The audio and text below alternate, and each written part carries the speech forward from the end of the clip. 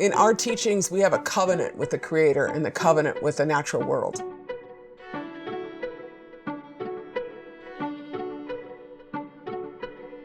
We are responsible for things. We take care of our relatives. We only take what we need and we leave the rest. We're mindful. We don't cause waste.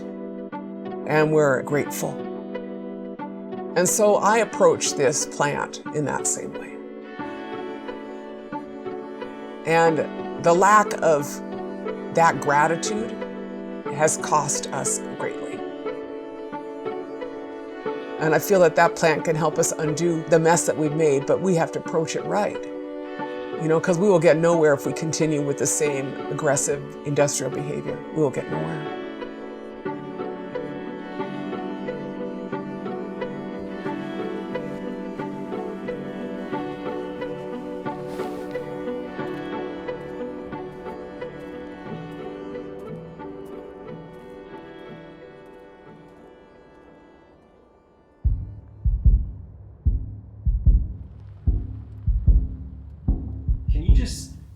Simply tell us what hemp is? Hemp is the plant Cannabis sativa, and it's a plant.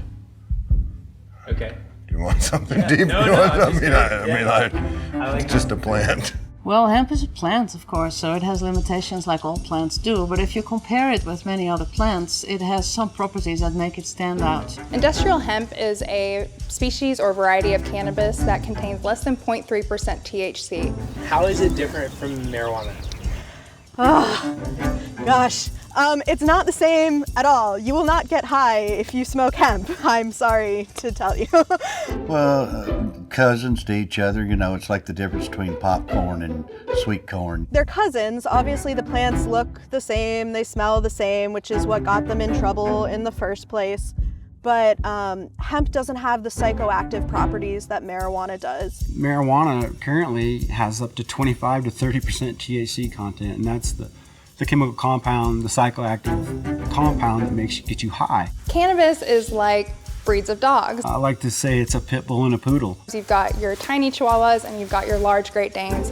They're both dogs, but they're two completely different genetic animals. It's been called the plant over 50,000 uses because you can use every part of the hemp plant for something. Well, they say there's 50,000 different uses, but I might beg to differ on that. Okay, 25,000 different uses. The number one use right now is CBD oil in America. Now there's 24,999 left. And so we'll start backwards from CBD and we'll go plastics, oil. Fiberboard, hemp concrete, hemp insulation, hemp carpets. The list goes on and on and on. Essentially, your entire house could be made out of hemp materials. You know, you plant the seed, and in roughly, 3 months, 4 months later, you have food, you have fiber for housing and clothing, you have oil. You could replace petroleum, run your car off of this. You could eat that oil. It's safe enough to eat and run your car on it. It's so high in omega-3s, omega-9s and 6s, it's a superfood. It's something that you can make just about anything from, and it's a crop of the future. We know that hemp has 3 times the tensile strength of cotton. We know that hemp is antimicrobial. We know that you can make almost anything out of hemp.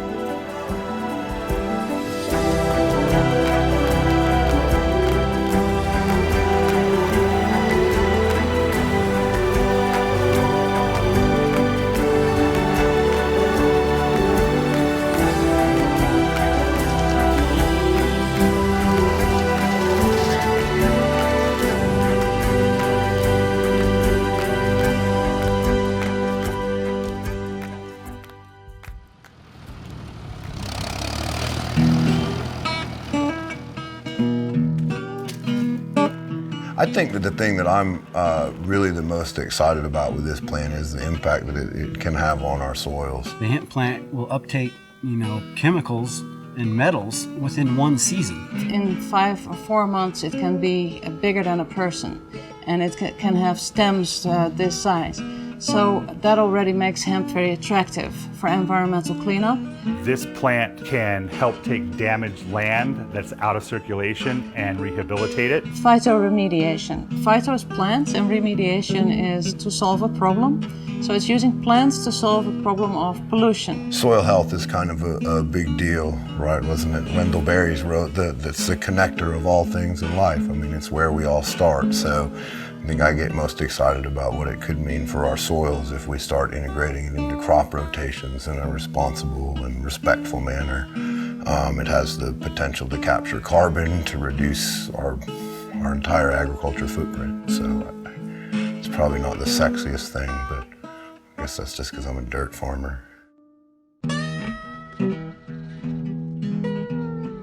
It's so interesting. A lot of people didn't know that you grow clothing and that you grow fiber. That's a new concept to a lot of folks. Our goal is to make clothes that last a lifetime and hopefully a couple lifetimes. Ideally, at the end of the day, you can just throw it out in the compost and then it just mulches right back in. Hemp is something that biodegrades back into the earth. And to me, what makes sense as humans in the Anthropocene, humans at any point in our existence is to not make our damage everywhere. And we've done a pretty good job at that. So to me, hemp is part of the return to a thoughtful and mindful way to clothe yourself. It will save the planet. It offers a way out for all of us that is durable, that is local, that is biodegradable, that is alive. And that's the answer. Change the world, change the way you live, change the way you see things, change everything.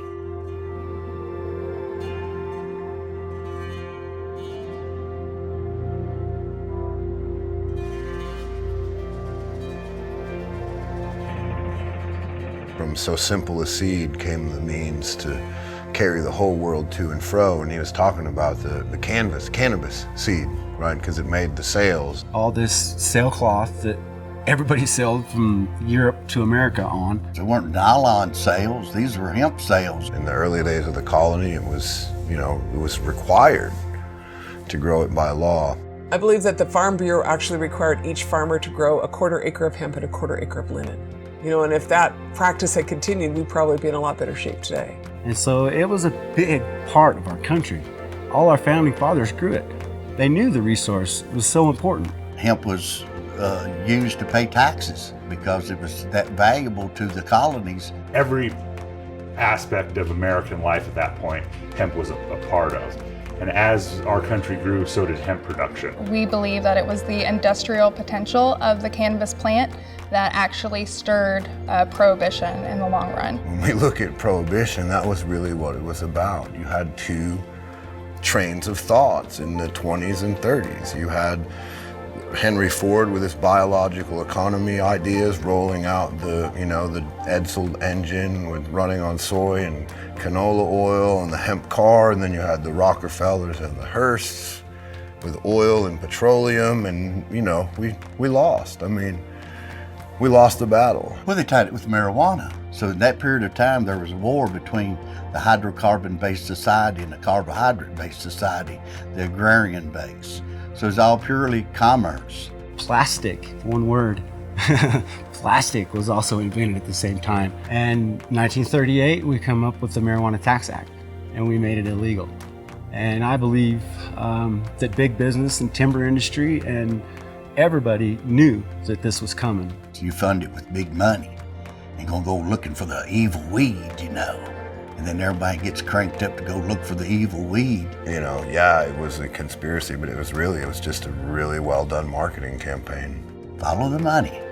Follow the money. The Reefer Madness campaign, they actually created, it was a PR campaign that showed how dangerous and potentially harmful marijuana could be. Well, did you watch Reefer Madness? I mean, you know what can happen if you smoke that shit. Marijuana, the burning weed with its roots in hell. So, no wonder it's on Schedule 1. Everyone got scared, everyone felt wholeheartedly that hemp and marijuana should be illegal, so there wasn't much backlash or argument for that move either. Hemp should never have been a controlled substance. There was a lot of misinformation. We didn't have the education levels. People didn't know what THC was, much less how do you determine THC. Mostly it's a Schedule I drug because it's very dangerous. People start using it and they make their own fuel and they don't buy things. And I think that's pretty much the industrialized machine and lobbyists. I think it's the same thing that happened with the oil company and roads and freeways versus public transportation, et cetera. And we've been on the sharp end of the stick. I can tell you from being in Congress, there are very, very, very few issues that attract people from both ends of the spectrum. Industrial hemp was that one issue. When you have in Congress, in the Senate, an amendment for any issue that's sponsored by Ron Wyden and Mitch McConnell, then you've got a pretty good issue there because that's both ends of the political spectrum. And I think if we could find more issues like that in America, we'd be in a lot better shape. So it's softened up. And so it's a time now to stand up in America. And I think if you get out there today and really look at the world as it's coming around to the hemp issue, we are becoming more enlightened. And the politicians are having to listen to us.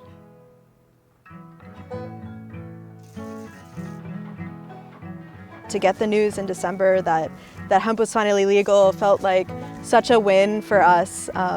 And it's a really exciting time to be part of the textile industry. The Farm Bill opens us much wider for many tribes because tribes now have a seat at the table and can set their own regulatory framework for hemp. The changing of the policies has to happen, and the Farm Bill really started the process. And we're not there yet, but I believe that it's the best start we've had in 57 years. And one of the freedoms that we're gaining back, and that's the freedom to be able to grow this crop right here. I think people know that we used to make fabric in North America. They had a textile industry, but we don't any longer. That was offshored in the 1980s to the 1990s, stilling mills across this country. And so now, as is America, we don't actually make anything, we just buy. 70% of our economy is based on purchasing things. We source our hemp from a really high quality producer out of China. Due to the fact that hemp has been illegal in the US for quite some time, we've been working with these Chinese suppliers who have been working with the hemp fiber for, hundreds of years. They're the experts in hemp right now. So now that hemp is legal in the US, it's this incredible first step, and it's opened a lot of doors for opportunity for hemp in the United States, but we're decades behind in terms of research and sort of building and starting and learning how to plant and learning regionally how to plant. That is just going to take a lot of time before we get something perfected.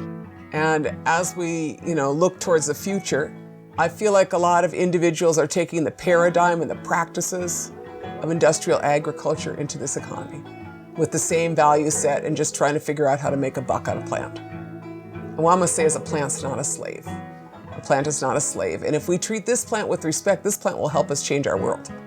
If we treat this plant like they have in the last industrial economy and the last round of industrial agriculture, it won't help us. It requires a community and a group of people that understand that we're trying to build something valuable, more valuable than money, right? So this is, what are we leaving to our kids? It's always been about the land. And my interest is in an economy which is restorative and regenerative. Not an economy that figures out how to keep this level of consumption up or keep this basis and paradigm up. A plant is just a plant. And, I think that it comes down to us wanting better. And, it's great to have a tool that could provide so much, but if it just becomes another rotation in a conventional corn and soybean plot, then it's nothing. And so from my perspective, I want to be on this earth for my lifetime. I don't want to leave stuff here that's for 5,000 years.